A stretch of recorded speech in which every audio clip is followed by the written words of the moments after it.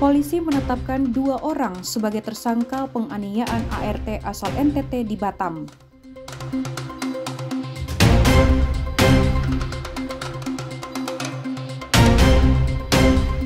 Polda NTT kirim 94 personil ke wilayah terdampak erupsi Gunung Lewotobi laki-laki.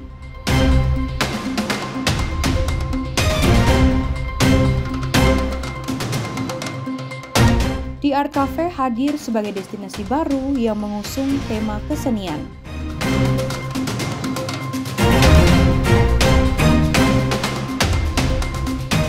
Halo, salam sejahtera pemirsa. Selain 3 topik utama tadi, kami juga menghadirkan informasi penting lainnya. Anda juga dapat menyaksikan Timor Sepekan dan program menarik lainnya melalui live streaming www.timortv.com. Bersama saya, Salvi Moruk, berikut Timor Sepekan selengkapnya untuk Anda.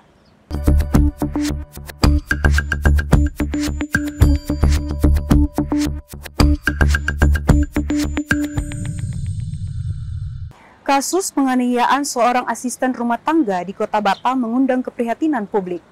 Video korban yang babak belur menjadi viral dan membuat banyak orang geram. Polisi telah menangkap 2 orang terduga pelaku, yang tak lain adalah majikan dan orang terdekat korban. Berikut informasi selengkapnya untuk Anda. Wanita muda asal Sumba Barat ini tak pernah menyangka pekerjaannya sebagai asisten rumah tangga di Kota Batam berakhir dengan derita. Dia diduga menjadi korban penganiayaan keji oleh majikannya sendiri. Wajah lebam dan badan penuh memar. Kisah korban terungkap melalui sebuah video yang beredar di media sosial. Atas video-video yang tersebar dan adanya laporan polisi, Satreskrim Polresta Barelang bertindak cepat. Mereka melakukan penyelidikan dan menetapkan 2 orang sebagai tersangka, yakni R sang majikan serta M orang yang juga turut melakukan pemukulan yang tidak lain merupakan sepupu korban. Korban telah bekerja sejak Juni 2024, namun ironisnya selama lebih dari setahun dia tidak pernah dibayar. Setiap kesalahan sekecil apapun seperti telat bangun, salah memotong daging akan diberikan hukuman fisik dan dipotong gajinya. Penganiayaan yang dilakukan pelaku terhadap korban sering terjadi. Bahkan saat korban lupa menutup kandang anjing milik pelaku, korban mendapatkan penyiksaan cukup pedih dari pelaku yang murka. Itu berawal dari laporan yang kami terima pada hari Minggu tanggal 22 Juni 2025 bahwa adanya video viral terkait dengan ART dianiaya dalam kondisi luka lebam di wajahnya. Atas laporan tersebut, Satreskrim melakukan serangkaian penyelidikan terkait informasi tersebut, bahwa kami menemukan dugaan adanya peristiwa pidana yang dilakukan oleh saudara R dan M. Atas dugaan tersebut, kami mengamankan kedua terduga, yaitu tersangka atau terduga yang merupakan majikan daripada korban. Berawal dari peristiwa binatang peliharaannya tidak lupa ditutup kandangnya, sehingga binatang peliharaan tersebut, yaitu anjing itu, berantem, berkelahi, dan adanya luka di binatang tersebut sehingga membuat pelaku ini geram dan melakukan penganiayaan terhadap korban. Kini kedua tersangka dijerat dengan Undang-Undang Penghapusan Kekerasan dalam Rumah Tangga dengan ancaman hukuman maksimal 10 tahun penjara. Dari Batam, Tim Liputan Jawa Pos TV melaporkan. Tak hanya melukai tubuh, penganiayaan terhadap seorang asisten rumah tangga asal Sumba di Kota Batam juga melukai hati kemanusiaan. Perkit Kepulauan Riau dan sejumlah tokoh Indonesia Timur bersatu menyuarakan dukungan untuk keadilan dan mendesak polisi bertindak tegas tanpa kompromi. Gabungan tokoh-tokoh dari berbagai paguyuban Indonesia Timur di Batam bersikap terkait kasus penganiayaan yang menimpa seorang asisten rumah tangga asal Sumba. Dipimpin langsung Ketua Perkit Kepulauan Riau, Angelinus, mengatakan mereka memberi dukungan penuh kepada pihak kepolisian untuk menuntaskan kasus ini dan menangkap seluruh pelaku yang terlibat. Angelinus tak berdiri sendiri. Ia didampingi tokoh-tokoh penting seperti Penasehat Perkit, Datuh Ahmad Santoso, Wakil Sekretaris Perkit, Faizal Ulah, Ketua KSS Batam, Andi Tajudin, Ketua Melanesia, Dr. Adrus Bukas, dan Ketua Umum RMB, Sofian. Mereka menyampaikan bentuk-bentuk kekerasan seperti ini tidak boleh ditoleransi. Perlu kami sampaikan, kehadiran kami di sini memberikan dukungan spirit kepada pihak kepolisian untuk segera menangkap pelaku dan siapapun orangnya yang ada di dalam rumah itu yang patut diduga ikut melakukan penganiayaan itu, mereka harus bertanggung jawab. Siapapun orangnya.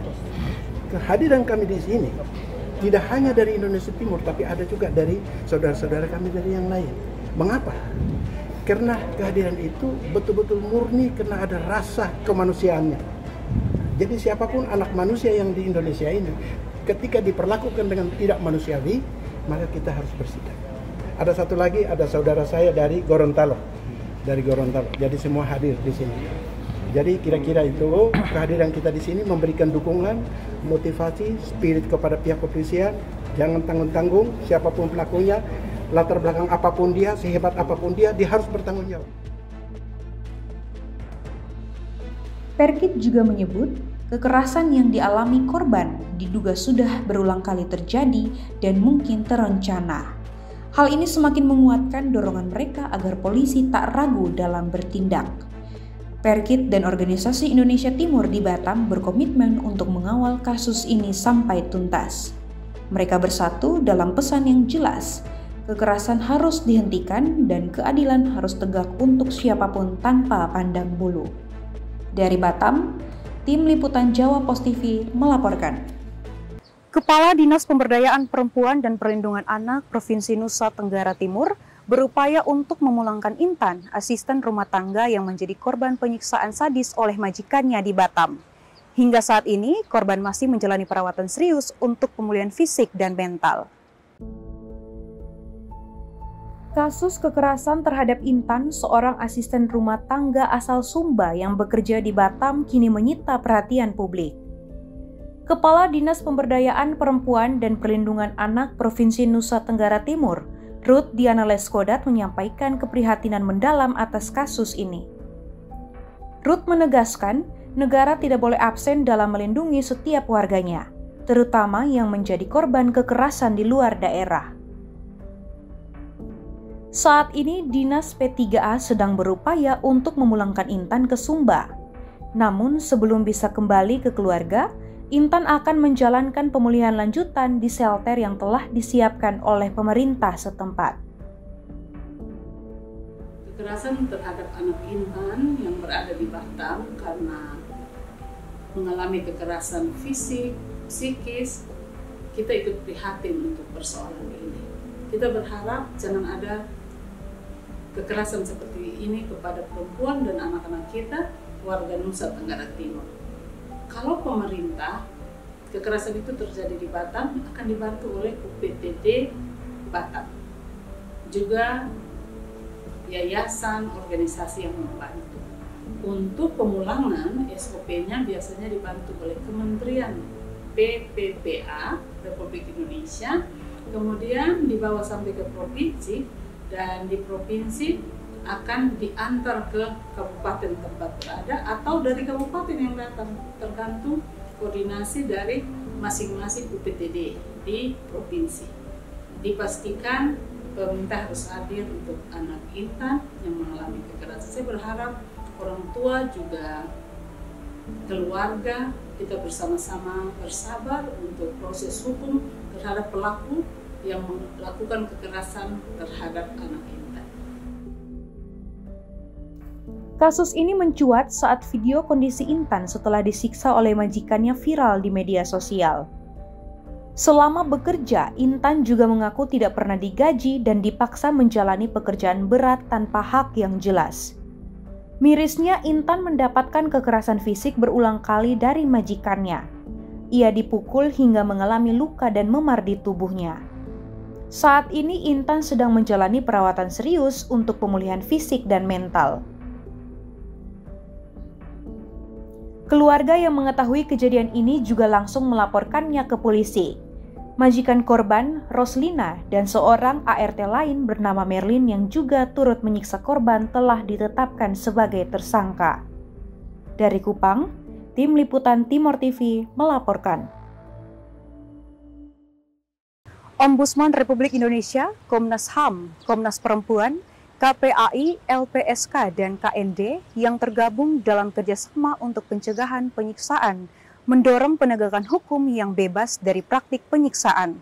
Anggota Ombudsman Republik Indonesia, Yohanes Widiantoro, saat konferensi pers di Jakarta, Rabu 25 Juni menegaskan, penyiksaan bukan hanya melanggar HAM, namun juga menghancurkan kepercayaan publik terhadap sistem hukum dan keadilan. Tanpa mengurangi kami juga mohon kepada seluruh hadirin untuk dapat menokta. 6 lembaga negara yang tergabung dalam kerjasama untuk pencegahan penyiksaan KUPP mendorong agar seluruh institusi penegak hukum dan lembaga pemasyarakatan bebas dari praktik penyiksaan, kekerasan, atau perlakuan yang merendahkan martabat manusia. 6 lembaga tersebut yakni Ombudsman Republik Indonesia, Komisi Nasional Hak Asasi Manusia Komnas HAM, Komisi Nasional Anti Kekerasan Terhadap Perempuan Komnas Perempuan, Komisi Perlindungan Anak Indonesia KPAI, Lembaga Perlindungan Saksi dan Korban LPSK, dan Komisi Nasional Disabilitas KND. Anggota Ombudsman Republik Indonesia Yohanes Widiantoro saat konferensi pers di Jakarta Rabu 25 Juni menegaskan, penyiksaan bukan hanya melanggar hak asasi manusia, namun juga menghancurkan fondasi kepercayaan publik terhadap sistem hukum dan keadilan. Berdasarkan data Komnas HAM selama tahun 2024, terdapat 17 aduan terkait penyiksaan. Polri menjadi pihak yang paling banyak diadukan dengan 15 aduan. Tanpa menafikan isu-isu yang lain, ya, kami melihat bahwa 27 tahun perjalanan konvensi anti penyiksaan diratifikasi di Indonesia ini masih banyak PR yang harus kita upayakan bersama. Kita dorong kepada negara untuk melangkah lebih maju lagi dalam upaya-upaya pencegahan. Untuk itu, seluruh pimpinan kementerian dan lembaga terkait diharapkan dapat menunjukkan langkah konkret dalam mencegah penyiksaan dan perlakuan kejam serta merendahkan martabat manusia. Di samping itu, Ombudsman juga mengajak seluruh pemangku kepentingan termasuk masyarakat sipil untuk turut berpartisipasi dalam kampanye Indonesia tanpa penyiksaan. Dari Jakarta, Suci Nurhaliza, Kantor Berita Antara mewartakan.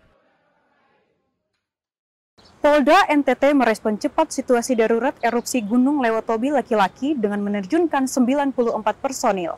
Informasi selengkapnya akan hadir sesaat lagi. Tetaplah bersama kami.